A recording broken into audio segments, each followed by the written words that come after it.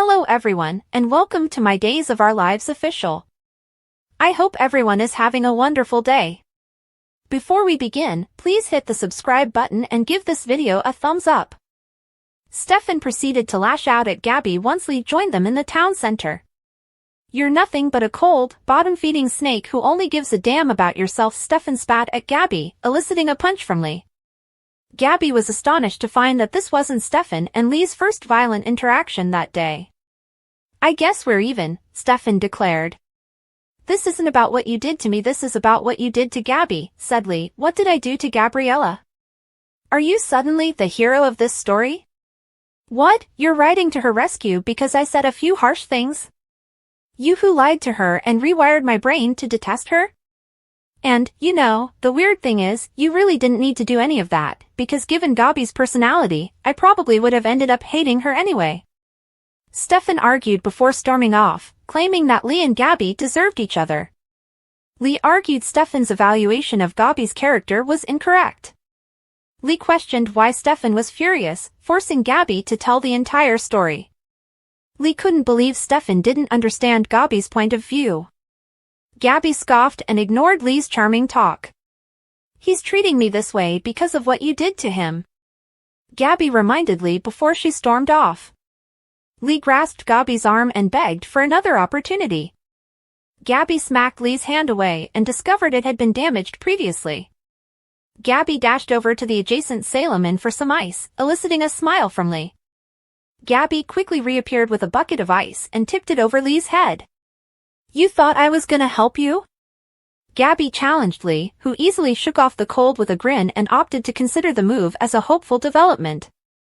"The thing I've been most afraid of isn't that you're angry at me, it was that you didn't care anymore," Lee stated before stating that what had just transpired was proof that apathy wouldn't be an issue for Gabi, who walked off with a sneer and a toss of the head. Rafe arrived at the police station just as Jada finished a phone call with an Indonesian official. "They've searched every inch of Rolf's secret lab and every Demera property in the region, but he's in the wind," Jada texted Rafe. "The guy's a mastermind at disappearing," Rafe stated to Jada with a sigh.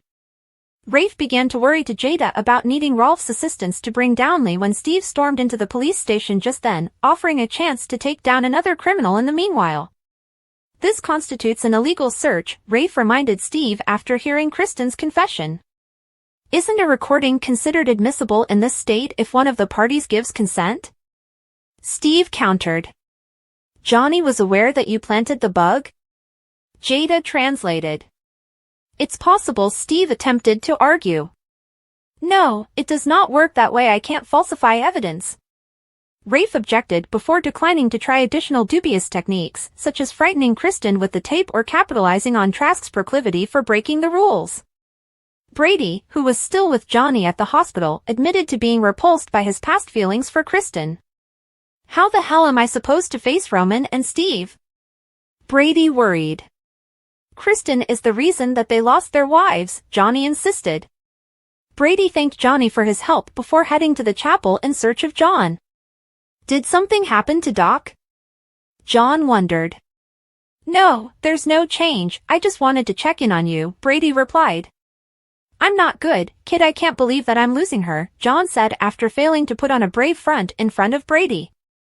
"It's my fault," Brady admitted before beginning to apologize for keeping John in the dark about Kristen's blackmail attempt. "You are the reason Doc, Kate, and Kayla survived the first time you sacrificed your happiness for them," John said, laughing at Brady's earlier prophecy of coming doom and telling him that everything would be fine. "I love her like my mom," Brady worried. Johnny encountered Allie in one of the break rooms. "How's Grandma?" Johnny wondered. "The same. Will and Eric are currently in the room with her. I did not want to leave the room, but she only allows 2 visitors at a time," Allie said. Allie sobbed in Johnny's arms, worried about the apparent futility of the situation.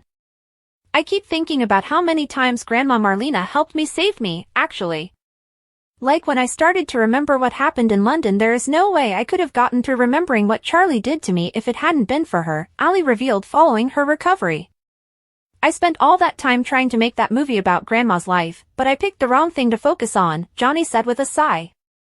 "I'm so glad Grandma, Kate, and I were on good terms in the end, you know?" I was so upset with her for keeping quiet about my father kidnapping Mom, Ali said before falling down in Johnny's arms again. Johnny raced to the police station after receiving a phone call from Rafe.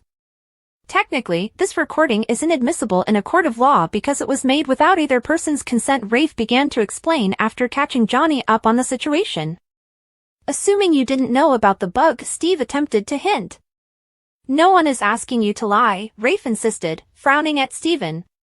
You heard Kristen say these things directly, that means it's not hearsay, Jada, who had devised the loophole, explained. What we need is a sworn statement from you that you had a conversation with Kristen about the orchid and that this is the conversation, Rafe told her. Of course, Johnny replied, eliciting a grateful nod from Steve. Chloe stormed into the DeMera estate before Kristen could slam the front door. You know, maybe you could put this in a strongly worded email instead, Kristen said. It's so much better saying it to your face, Chloe urged. Chloe began storming out at Kristen, accusing her of brainwashing one person and endangering 3 others in order to lure Brady away from his romantic rival. I have no idea what you're talking about, Kristen shrugged at the end of Chloe's lesson. You do not get to gaslight me, you do not get to upend my entire life, cause death and destruction, and then pretend like it never happened, Chloe told Kristen before reaching for a flaming poker. Chloe advanced forward Kristen with the fire poker, demanding the truth.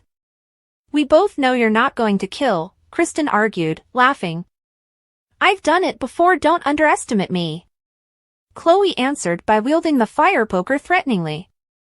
Stefan entered the mansion just then and chased Chloe away, prompting Kristen to offer a half-hearted thank you while insisting that the confrontation had never been frightening. You're lucky I don't use this on you myself, Stefan said, returning the fire poker to its proper place before lashing out at Kristen.